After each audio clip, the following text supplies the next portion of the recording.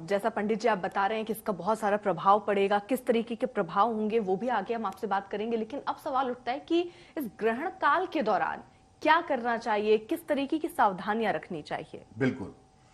देखिए, दो तरह की सावधानियों की बातें हैं। एक तो है सूतक के समय में सावधानियां और एक है ग्रहण काल के समय में सावधानियां। तो ज्यादातर लोग ग्रहण काल के हिसाब से सावधानियों का पालन करते हैं। दर्शन के हिसाब से अगर भारत में हम देखें कि कब दर्शन होगा, तो भारतवर्ष में शाम को 5:31 से 6:18 तक ही वास्तविक ग्रहण काल है। ग्रहण इसके बाद भी थोड़ा समय तक रहेगा और शुरुआत तो दोपहर में लगभग 1:30 बजे हो जाएगी। लेकिन भारत में जब ये विजिबल होगा, भारत में जब ये दिखाई देगा, वो समय होगा शाम को 5:31 से 6:18 के बीच में। इस काल में आप प्रयास करें कि आप कोई आहार ग्रहण न करें, सॉलिड फूड ग्रहण करने से बचें, वो आप ग्रहण ना करें। इस काल में ईश्वर के जिस भी स्वरूप की आप उपासना करते हो, आप भगवान राम के भक्त हैं, भगवान कृष्ण के भक्त हैं, देवी के भक्त हैं, जिस भी स्वरूप की उपासना करते हो, उनके उस स्वरूप की उपासना आपको ग्रहण काल में करनी चाहिए। या इस समय में भगवान के नाम का भजन कीर्तन करना भी बहुत अच्छा होता है। अब देखिए, बात है चंद्र ग्रहण की और चंद्रमा कनेक्ट करते हैं भगवान शिव के साथ। इसीलिए चंद्र ग्रहण के समय में भगवान शिव की पूजा, उनके मंत्रों का जप करना और उनके भजन कीर्तन करना बहुत अच्छा होता है। ये तो ग्रहण काल की बात हो गई। अब ग्रहण शाम को समाप्त हो जाएगा लगभग 6:15 साढ़े 6 बजे के आसपास।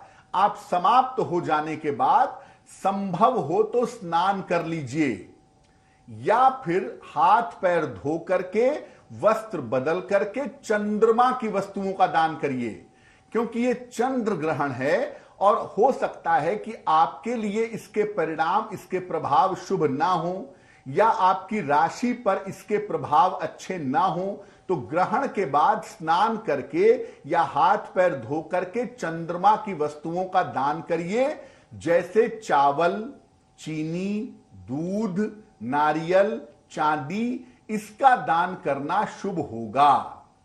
जो गर्भवती महिलाएं हैं वो ग्रहण के काल में भगवान कृष्ण की उपासना करें तो उनके लिए बहुत शुभ होगा। इसमें डरने या घबराने की जरूरत नहीं है। आप आराम से पलंग पर लेटकर या बैठकर जैसे भी संभव हो आप भगवान कृष्ण की उपासना करिएगा। ग्रहण के नियम, जैसा हमने पहले भी कहा, कि बीमारों पर लागू नहीं होंगे, वृद्धों पर, जो बहुत बुजुर्ग लोग हैं उन पर लागू नहीं होंगे और जो बच्चे हैं उन पर भी लागू नहीं होंगे। लेकिन वो जो भी खाना पीना चाहें, उनके खाने पीने की वस्तुओं में तुलसी के पत्ते डाल दिए जाएं तो बहुत ज्यादा अच्छा होगा। बिल्कुल पंडित जी, जैसा आपने गर्भवती महिला को लेकर भी जिक्र किया कि घबराना नहीं है, क्योंकि घबराहट हो जाती है जो पहली बार मां बन रही हैं। सबको सब जो पुरानी कथाएं हम सुनते आए हैं कि जब बच्चा पेट में होता है तो उसको नुकसान पहुंच सकता है अगर आपने थोड़ी भी कुछ ऐसी चीज की जो ग्रहण के समय नहीं करनी चाहिए। बहुत सारे लोग कहते हैं ग्रहण में सोना भी नहीं चाहिए। क्या गर्भवती महिलाओं को सोना नहीं चाहिए अगर आप इस टाइम पे सोना चाह रहे हैं तो? पहले हम समझते हैं कि गर्भवती महिलाओं पर असर ज्यादा पड़ता है, ऐसा कहते क्यों है जी। देखिए, उसका कारण यह है कि जो गर्भवती महिला का गर्भ है उसमें होता है एमनियोटिक फ्लूइड, जिसमें बच्चा तैरता है, जिसमें बच्चा रहता है। उस एमनियोटिक फ्लूइड में सॉल्ट और वाटर का कंपोजिशन वही होता है जो समुद्र के पानी में होता है। समुद्र के पानी में नमक और पानी का जो भी कंपोजिशन होता है, सेम कंपोजिशन उस गर्भ के पानी में भी होता है जिसमें बच्चा मौजूद रहता है, एमनियोटिक फ्लूइड में। अब चूंकि चंद्र ग्रहण की बात है और चंद्रमा जल पर असर डालता है, इसलिए वहां पर भी असर डाल सकता है। डालेगा ये जरूरी नहीं है, डाल सकता है। होता क्या है, गर्भवती महिला का मन अपने बच्चे के मन के साथ जुड़ा हुआ होता है। इसीलिए गर्भवती महिला अगर अच्छे विचार करती है तो बच्चे के मन पर उसका अच्छा असर पड़ता है। अगर बुरे विचार करती है तो बच्चे के मन पर उसका बुरा प्रभाव पड़ता है।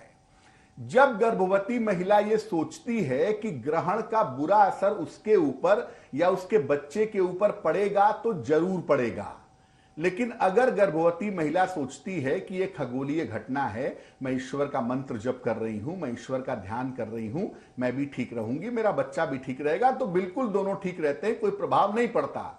यानी प्रभाव तब ज्यादा पड़ता है जब गर्भवती महिला तनाव पालती है। तो मैं यही कहूंगा कि जो भी हमारी गर्भवती माताएं बहनें हैं, उन्हें कोई तनाव नहीं पालना है। और जब भी ग्रहण काल चलेगा, लगभग भारतीय समय से देखें तो 5:30 बजे से 6:30 बजे के 1 घंटे का समय ज्यादा इंपॉर्टेंट है।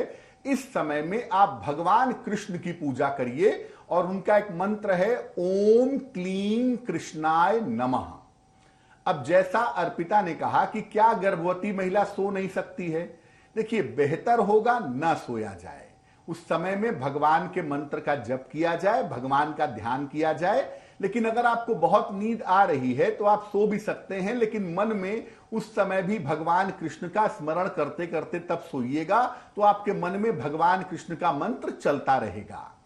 आप मंत्र जप करना चाहती हैं तो ये जरूरी नहीं है कि आप पीठ सीधी करके आसन पे बैठ के ही मंत्र जप करिए। आप पलंग पे तकिया लगा के उसका सहारा लेकर के लेट कर भी मंत्र जप कर सकती हैं। तो गर्भवती महिलाओं को सिर्फ मैं इतना कहूंगा कि आप चिंता कोई मत करिएगा। जितने समय ग्रहण का समय है, उतने समय भगवान कृष्ण का जो मंत्र है, ओम क्लीं कृष्णाय नमः, इस मंत्र का जप करना आपके लिए बहुत ज्यादा शुभ रहेगा।